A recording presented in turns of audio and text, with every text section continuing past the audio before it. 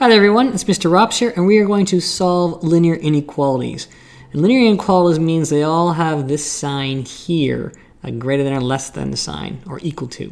And now let's do a little bit of preliminary work though, just to get a sense of it. Now, back in the day in elementary school, you would have gotten these two signs.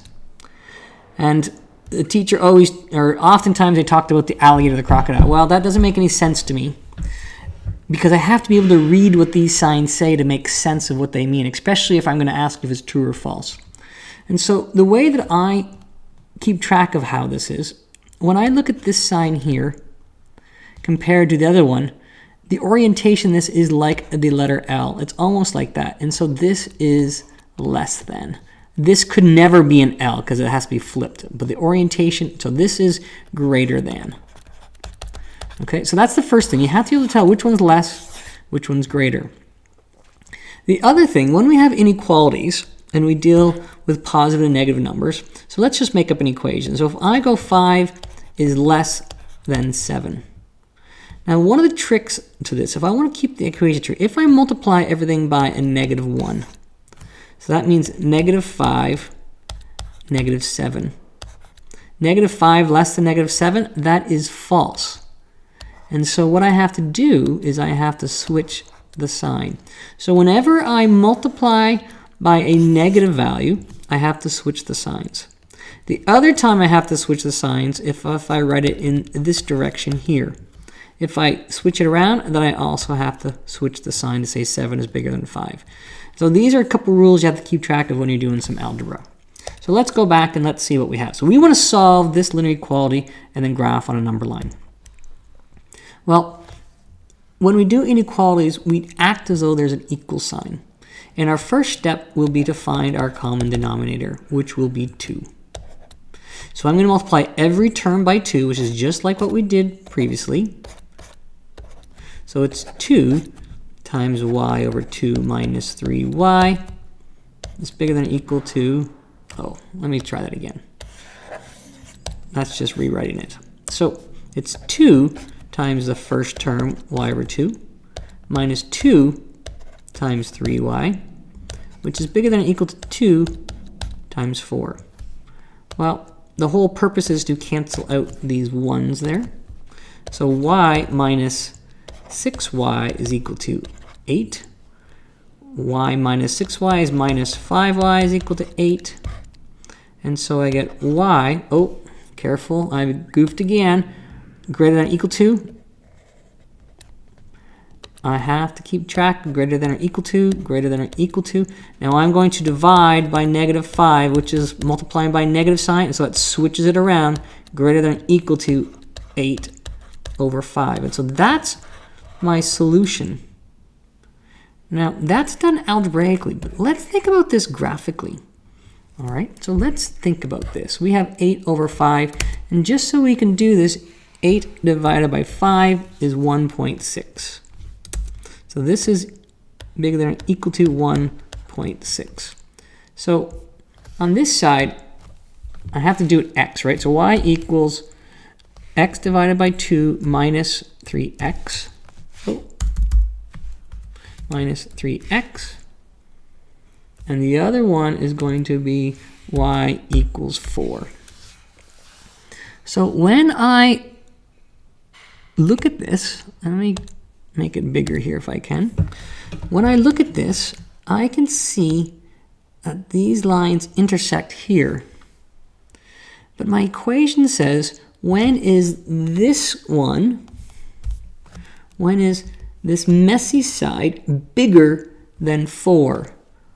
When is this bigger than 4?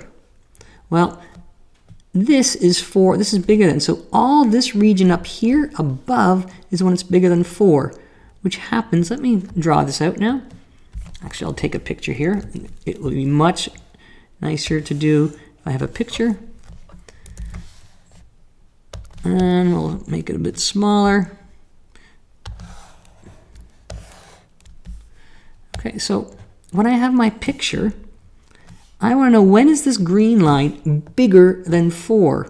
Well, clearly I can see that the green line is bigger than 4 over here.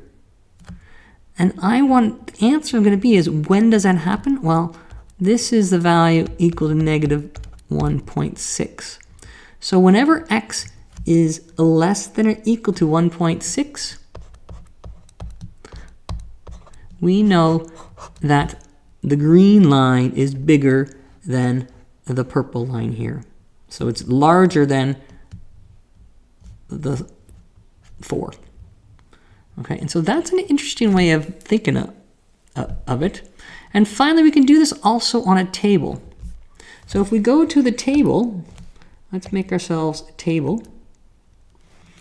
I know that I want this to be x divided 2, sorry, x1 divided 2 minus 3x. And this one, oh, I forgot the x1. And this one I want it to be 4. So when I go negative 1,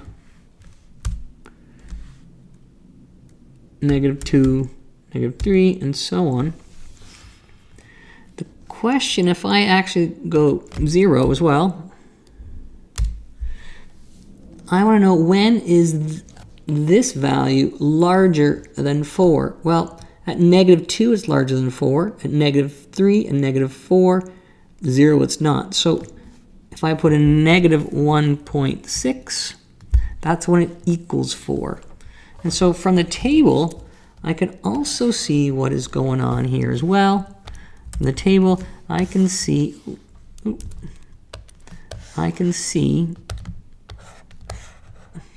that these values here, these ones here, are when this graph is bigger, because these numbers are bigger than 4. So the final bit says graph the solution on a number line. Well, if this is 0, and this is negative 1, and negative 2, and negative 3, about here is negative 1.6. Because it's equal to, I include it, and all these numbers over here, over on that side, that way, this is when the left half of the equation is larger than or equal to 4. The solid dot, solid means equal. All right, let's try. Let's see what we have. Oh. So here's another example. All right, and so let's do it algebraically. So I'm going to get 2x minus 16 is less than 4x. I go negative 16 is less than 2x when I subtract the 2 over. Divide by 2, divide by 2. And so negative 8 is less than x. I'd like to read it the other way, that x, switching the sign, is bigger than negative 8. That is my solution. When I put it on my number line, here's 0, here's negative 8. I keep an open circle because it does not include negative 8, and I'm going to go in that direction. So open circle means not equal to, just greater than. And I'll do it also graphically as well. So I get this one. Oh. So I get y equals 2x minus 4. Oh, x minus 8. And this one here is y equals 4x. Okay, so now I can't really see it, so let's zoom out somewhat. And there we go here. Now we can see where it is.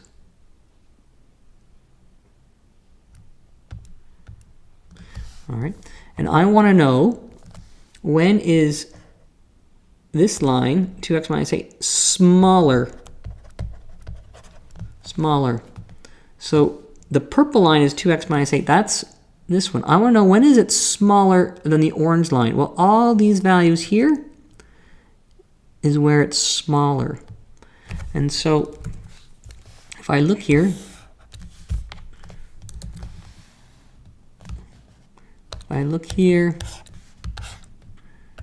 it's asking, when is the purple line smaller than the orange line? That means underneath the orange line. All these values here And so that is x is bigger than -8. So when the x values are -8 or bigger, so like 0, the purple is smaller than the orange.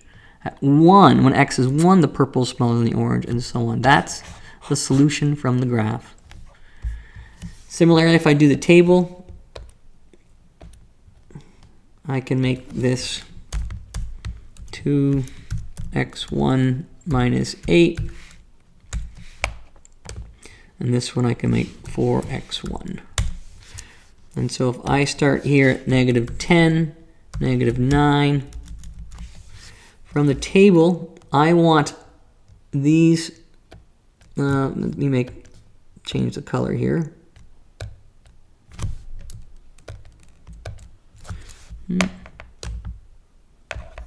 Let's change it orange so it's consistent. So I want to know when is the purple above or below smaller than the orange. Well, at -8 they're equal. At -7, this value is smaller than -28. And so we can see from the table that from these values, when I look at -8, this is equal, this is smaller, smaller, smaller, smaller. So all these values here down, so x is bigger than -8. Interesting way to think of inequalities and good use of graph and table.